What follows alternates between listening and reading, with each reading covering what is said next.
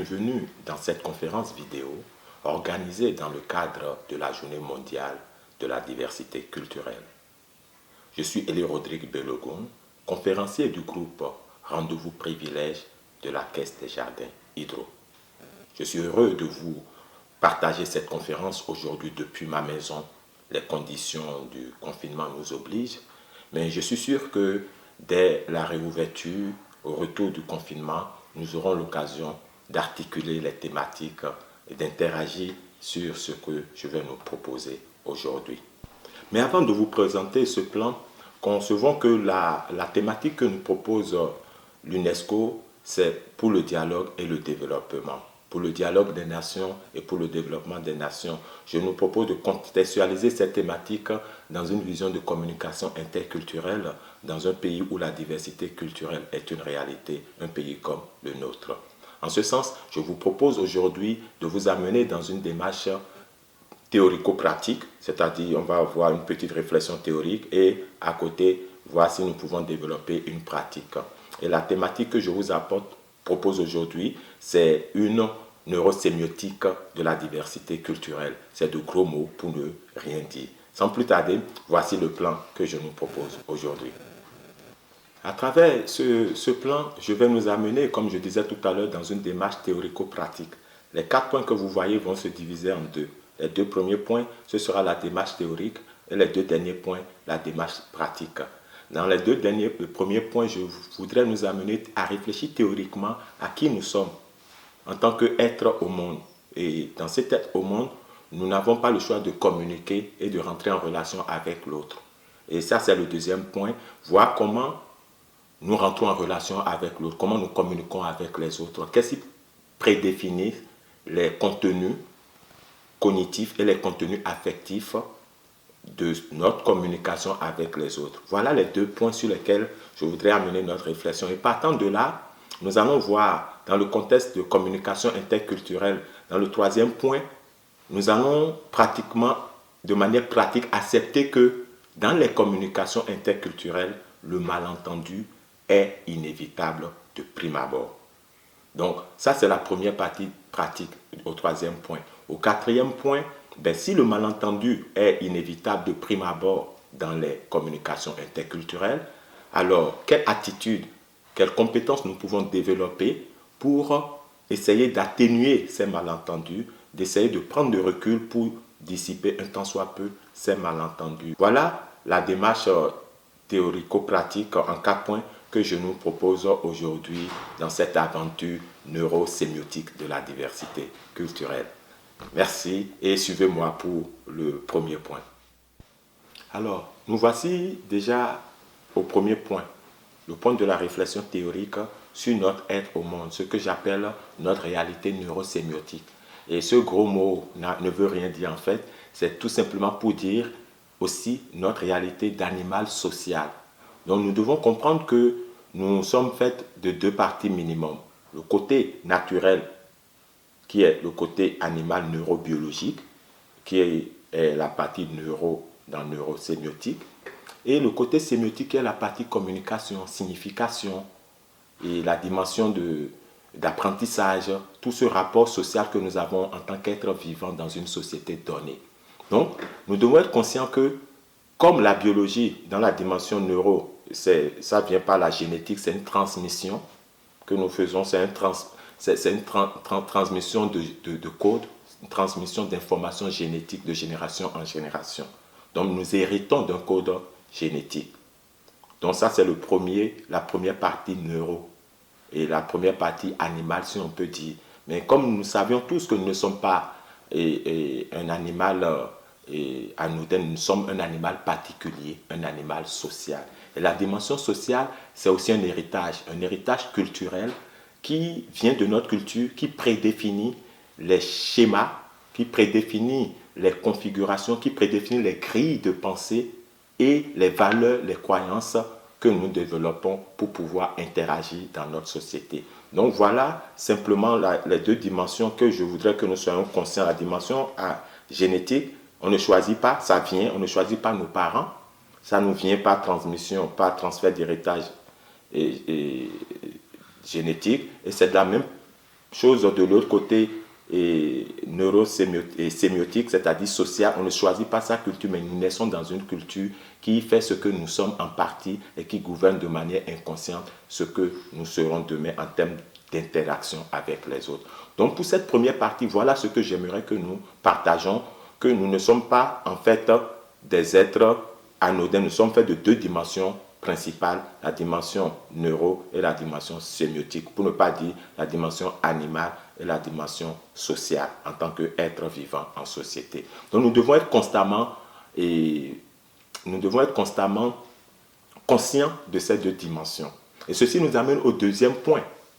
Parce que si la première dimension génétique, biologique, animale est remplie de manière naturelle, la deuxième dimension, quant à elle, la dimension sociale, sémiotique, la dimension de sens, de croyance, de valeur, elle n'est pas remplie tout seul. Elle est remplie, si je peux m'exprimer ainsi en termes de remplie, et par notre environnement. C'est ce que nous appelons l'épigénétique.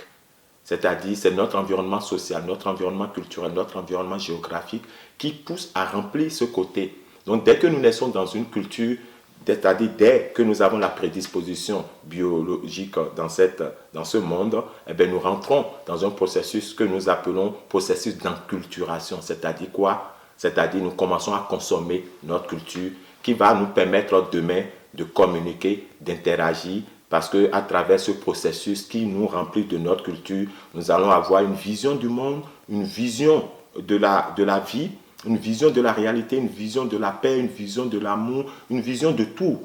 C'est ça vient de notre culture, un tant soit peu, et c'est ça qui va gouverner nos échanges à l'âge adulte, dépendamment de notre éducation. Mais il faut faire une nuance que même si les schémas culturels nous habitent et nous prédéfinissent, et il faut comprendre que l'être humain en tant qu'adulte éduqué a sa partition à jouer, c'est-à-dire elle peut remettre en question, et une personne, l'être humain, il peut remettre en question cette dimension de la culture, c'est-à-dire revoir les valeurs, revoir les croyances et les vérités que sa culture lui a inculquées et peut-être, dépendamment de sa connaissance et de son éducation, remettre certaines parties en jeu. Donc il y a toujours une nuance qui permet à l'être humain de se repositionner culturellement par rapport à ses propres valeurs, par rapport à ses propres croyances. Et aussi, il faut comprendre que même dans une même culture, il peut y avoir d'autres cultures. On peut avoir la culture des ingénieurs, la culture des pilotes, la culture des jeunes, comme on le dit souvent, la culture des seniors, la culture des vendeurs. Donc, ça dépend. Donc, il faut faire beaucoup de nuances. Mais ici, j'essaye de parler de manière générale de la culture en termes interculturels et de relations de communication. Et dans ça, effectivement, dépendamment de notre culture, nous portons des bagages, nous portons des lunettes qui nous permettent de nous mettre en communication avec l'autre. Et effectivement, quand nous parlons de communication interculturelle, on ne peut pas communiquer avec nous-mêmes, il s'agit de l'autre. Donc l'autre est important dans cette communication interculturelle et l'autre n'est pas nous. L'autre vient d'une autre culture, c'est pourquoi on parle d'interculturalité. Donc si l'autre vient d'une autre culture, c'est sûr que l'autre aussi a ses propres bagages et ses propres lunettes. Et c'est là où ça devient intéressant d'accepter que nous avons ces lunettes et ces bagages qui sont différents d'une culture à une autre, dépendamment de nos expériences personnelles, de notre éducation. Et ces bagages et ces lunettes sont différents.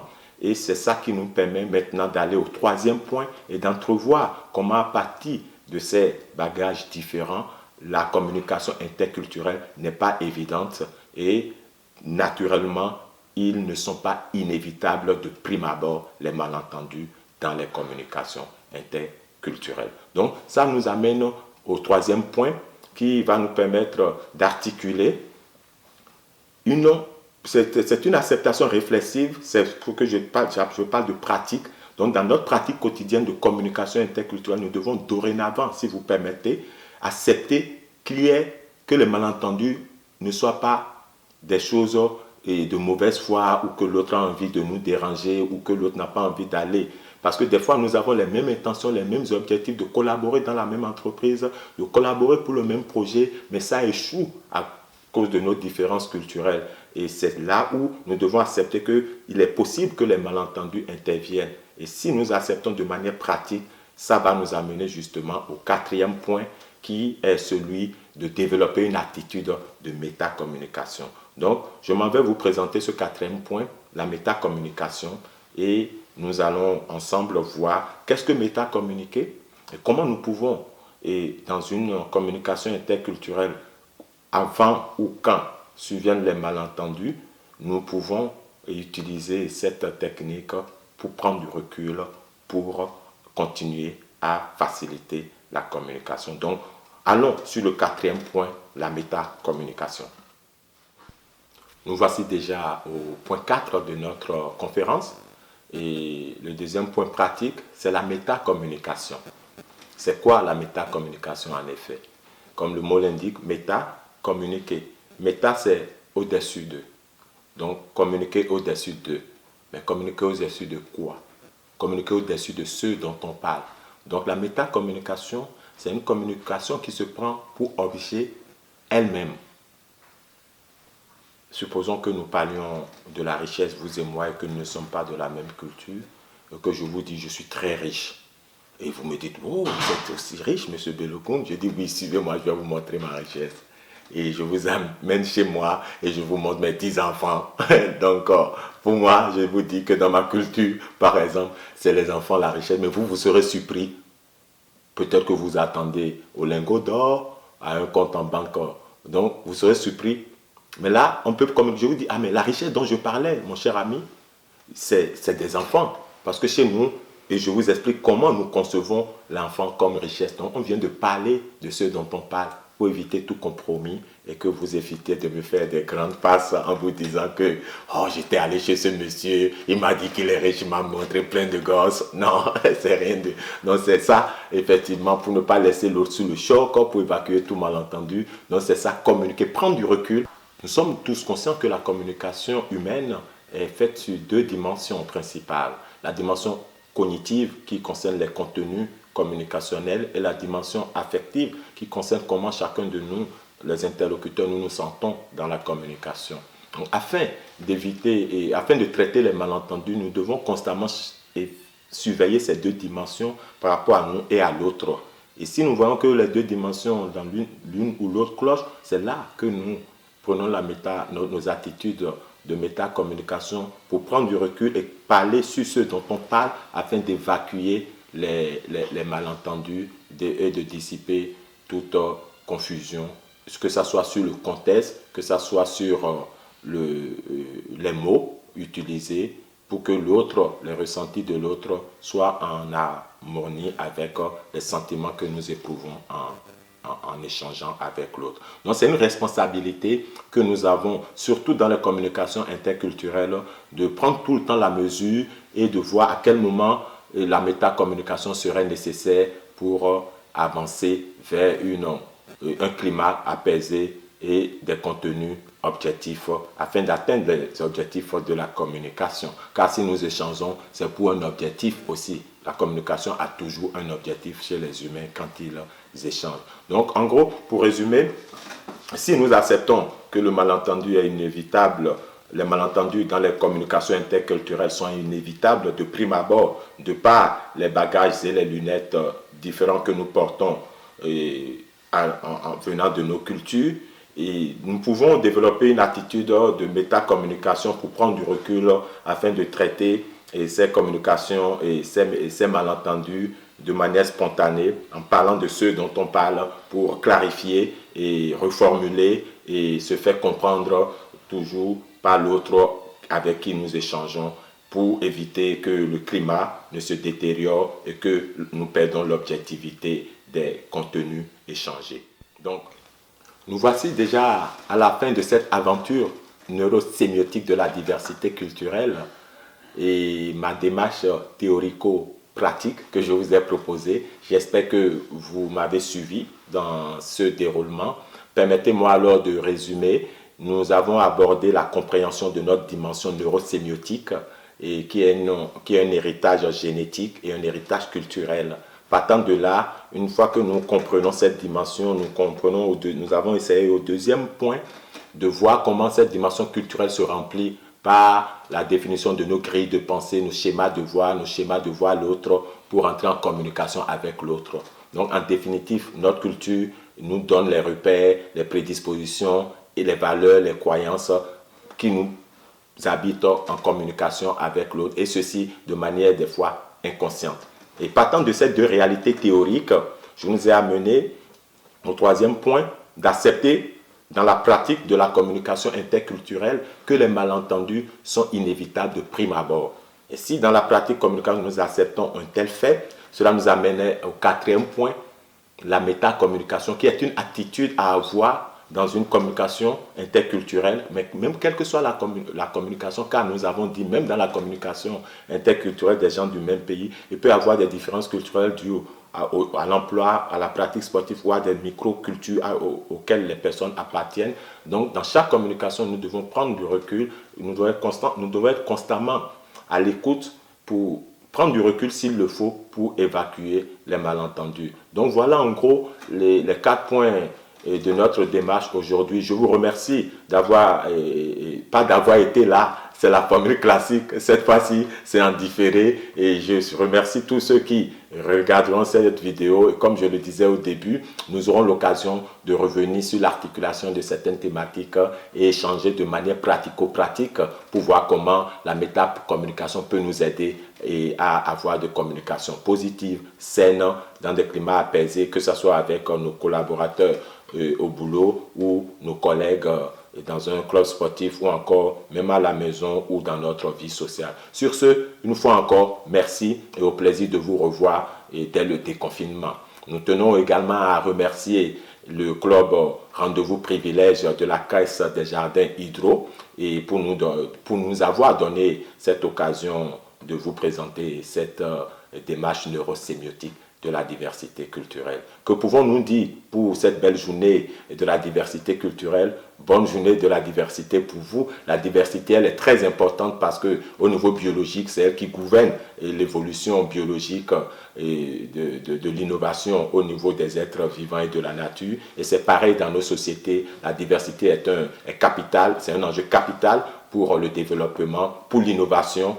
Et ceci, je crois que de plus en plus, nous serons capables d'aborder cette diversité de façon positive, dans la mesure où les défis que nous avons aujourd'hui nous interpellent à bâtir un village planétaire et commun, sans telle diversité culturelle, mais faire des diversités culturelles des forces qui peuvent nous permettre d'avoir plusieurs solutions dans les défis et plusieurs approches dans les défis et les propositions de solutions, car les défis que nous avons de plus en plus sont des défis collectifs qui nous interpellent tous dans le village planétaire, et vous le constatez, nous le vivons aujourd'hui. Aucun pays ne peut se calfeutrer avec des murs pour fuir un virus.